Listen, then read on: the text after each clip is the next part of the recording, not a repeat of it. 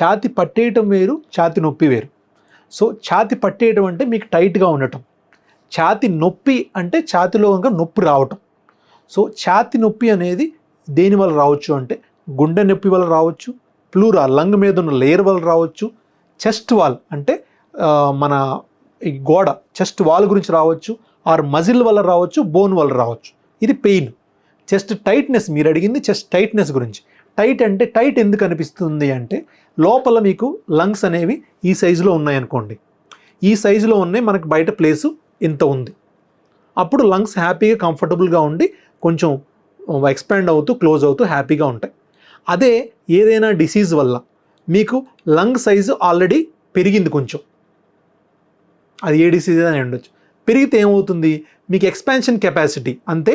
ఇంతకుముందు ఇంత స్పేస్ ఉంది మీకు ఎక్స్పాండ్ అవడానికి, ఇప్పుడు ఇంత స్పేస్ లేదు, ఇంత కొంచెం ఎక్స్పాండ్ అయిపోయింది ఆల్రెడీ. అప్పుడు ఏమవుతుంది, మీకు కొంచెమే పెరగగలదు, లంగ్ ఎక్స్పాండ్ అయ్యి కొలాప్స్ అవ్వగలదు. సో అప్పుడు ఏమవుతుంది, ఆటోమేటిక్గా మీకు చెస్ట్ టైట్గా అనిపిస్తుంది. ఈ టైట్నెస్ ఏ జబ్బులో వస్తుంది అంటే బ్రాంకియల్ ఆస్తమా, ఉబ్బసం వ్యాధిలో ఈ టైట్నెస్ అనేది మెయిన్ సిమ్టమ్ అండి. ఈ ఉబ్బసం వల్ల భయపడవలసిన అవసరం ఏమీ లేదు.